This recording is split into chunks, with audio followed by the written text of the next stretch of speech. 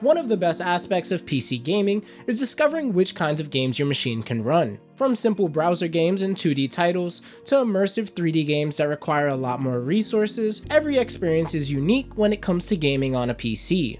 Here we'll be focusing on games that push the technical envelope by assuming players have access to the best PC hardware money can buy. So if you've ever wanted to see what your rig can do, stick around for our list of the 20 most graphically demanding PC games to play this year. And if you enjoy what you see, make sure to like and subscribe and tap the bell icon to be notified of any new Gaming Scan videos in the future. With that out of the way, let's get started. First up on our list is Techland's open world survival horror game Dying Light 2, which casts you as a new survivor navigating a post-apocalyptic world filled with zombies and warring human factions. The game offers a unique blend of parkour-based movement, visceral first-person combat, and RPG progression designed to keep players engaged for dozens of hours. To this point, it features a ton of improvements over the original Dying Light, while also requiring better hardware for optimal performance. As such, players can expect to need at least an RTX 2060 or RX Vega 56 GPU to get steady 60 FPS performance at 1080p on low to medium graphics settings. For reliable performance on high or ultra settings at 1440p or above, we suggest a top-of-the-line graphics card such as an RTX 3070. Next up on our list is Halo Infinite,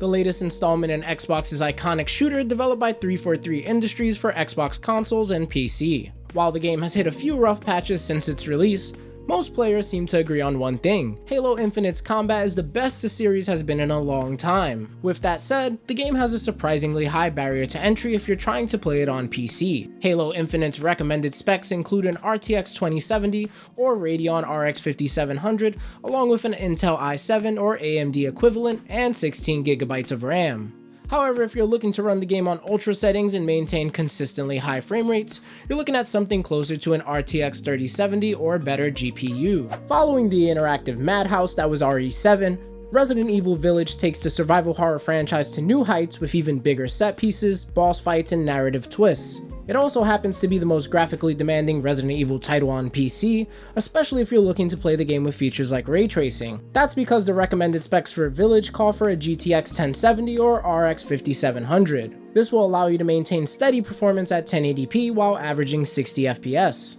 On the other hand, those who want to crank up the resolution and mess around with ray tracing will need to get their hands on an RTX card by default.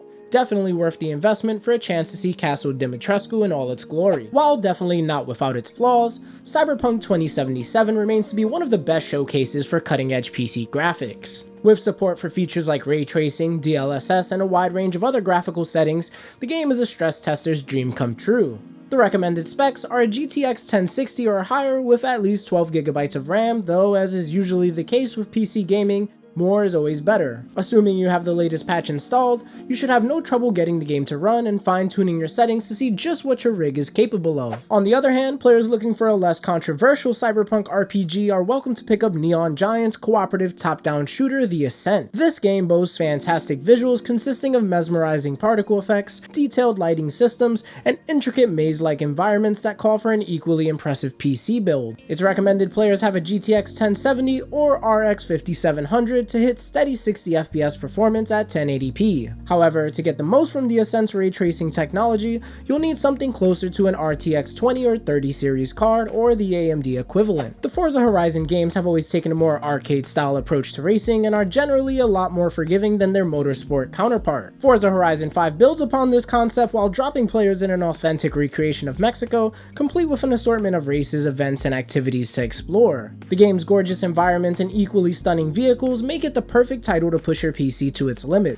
While it's recommended you have a GTX 1070 or RX 590 or above graphics card, the most demanding spec is actually memory, with 16GB of RAM needed to run the game optimally. While Horizon Zero Dawn's rough PC launch was a far cry from its stellar reception on PlayStation 4, the game's PC port is in a much better state these days. Along with a host of performance-based improvements, Horizon now sports better shader compiling and DLSS support on PC. Despite the recommended specs calling for a GTX 1060, anyone looking to play at 1440p or above will need to invest in a more powerful graphics card. Of course, this isn't too much of a deal breaker when you factor in that Horizon's dynamic resolution scaling still allows for steady frame rates even on weaker machines. God of War is another PlayStation exclusive that can now be played at 60 FPS or above thanks to a well-received PC port. In addition, the PC version also supports better looking graphics and higher resolutions, assuming you meet the suggested specs. This includes the GTX 1060 or RX 570 for 1080p gameplay, whereas 4K requires an RTX 3080 or AMD equivalent. Lastly, while the game's 8GB of requested RAM isn't too much of an ask,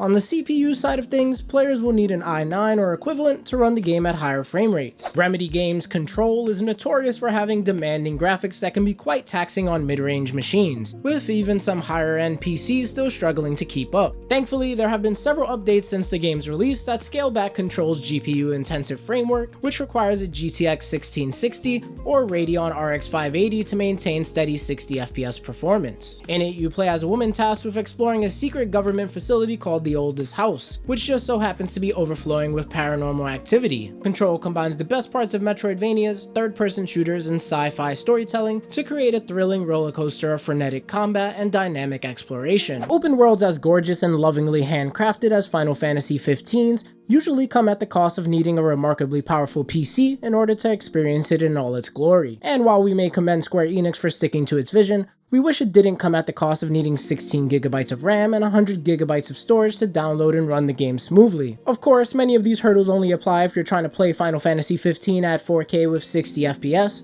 but even after lowering the game to 1080p, you may find your machine still struggling to keep up. Therefore, it's recommended you have a GTX 1060 or Radeon RX 480. Even then, players may still run into the occasional hiccup during bigger battles with lots of enemies on screen. The latest entry in the Assassin's Creed franchise sees you exploring 9th century Britain from the perspective of Eivor, a Viking raider in search of a new home for their people. Similar to PC ports of previous games in the series, Valhalla's complex open world comes with the GPU price tag of a GTX 1060 or RX 570 for the best results. Additionally, it's recommended players have at least 8GB of available RAM, an i7 3770 or AMD equivalent, and 50GB of HDD storage, though SSD is always preferable. If you meet all of the above and are still having issues getting Valhalla to run properly, you may want to consider adjusting the game's draw distance and dynamic lighting effects. The third entry in the rebooted Tomb Raider franchise depicts a much darker, morally grey Lara Croft than previous installments.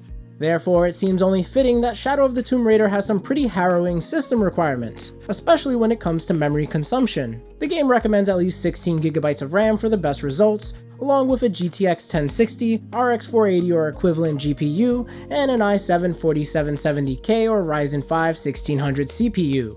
However, if you have any hopes of hitting consistent 60 FPS, you'll likely need a GTX 1080 at the bare minimum, and don't even get us started on the requirements for getting Shadow of the Tomb Raider to run in 4K. If you're really looking to see what your gaming PC can do, Project Cars 2 is the perfect test case for several reasons. For one, it features photorealistic graphics, as well as dynamic weather and track temperature systems that affect acceleration, handling, and braking via the LiveTrack 3.0 physics engine. It also offers several different racing modes, 140 tracks set in real-world locations, and over 180 vehicles that allow you to experiment with different parameters. This all adds up to an impressive PC gaming benchmark that will push your machine's CPU, GPU, and memory capabilities to their fullest potential. Aside from being one of the most realistic medieval RPGs on the market, Kingdom Come Deliverance is no slouch in the graphical department and will put your PC through the ringer. While it calls for a GTX 1060 or RX 580 graphics card, you'll likely need a 1080 Ti or above to get anywhere close to 60 frames in the game's more populated cities. That's before even highlighting Kingdom Come's demanding 16GB RAM suggestion. Of course, this isn't all too surprising once you learn that Deliverance's Dunia engine is based on the same Crytek engine that powers the Crysis games. Another open world title that utilizes the Crytek-based Dunia engine is Far Cry 6.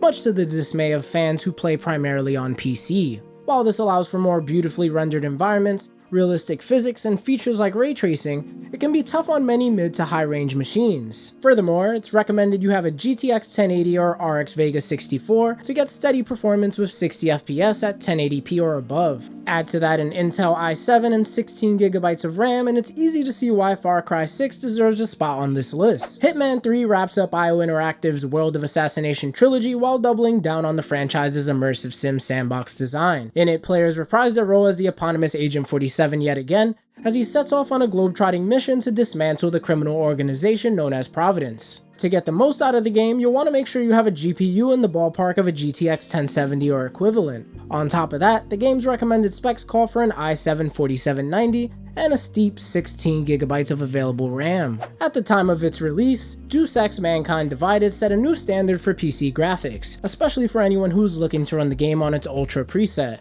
Unfortunately, the majority of us will never get to witness such things firsthand, since meeting even the recommended settings can prove challenging for most. To start with, you'll need a GTX 970 or AMD equivalent, though ideally you're packing something closer to a GTX 1080 or above. Then there's the matter of memory consumption, a recurring trend in this list. For the best results, Mankind Divided calls for a whopping 16GB of RAM. The Metro games have only improved with each entry, and Metro Exodus is by far the most impressive one to date, at least from a graphical perspective. This is due to it featuring larger sandbox environments than any of its predecessors, coupled with a tightly woven narrative and an addictive blend of action and stealth-based gameplay. One of the game's biggest selling points is its support for NVIDIA's ray tracing enabled graphics cards, which greatly improve lighting effects in RTX compatible games. To this point, it's recommended you run Metro Exodus on a GTX 1070 or above for steady performance, though to unlock ray tracing, you'll of course need an RTX 2080. To wrap things up, we're including the latest iteration of Microsoft Flight Simulator, which harnesses data from Bing Maps in conjunction with Azure cloud technology to generate 3D representations of real-world mountains, forests, and airports. What makes the game so demanding are the textures that get rendered in to simulate realistic terrain and bodies of water. As a result, you're looking at a GTX 970 or AMD equivalent with 16GB of RAM to achieve steady performance. On top of that, players will need to set aside a massive 150GB of storage to house all of Flight Sim's map data and contents. A worthy sacrifice for a view as gorgeous as this. So that was our list of the most graphically demanding PC games of 2022. If there's any titles you think we missed, make sure to let us know by leaving a comment or reaching out to us via Twitter, Instagram, or Facebook. You can also head over to GamingScan.com for more PC and console recommendations. As always, we'd like to thank you for watching this video, and we look forward to seeing you in the next one.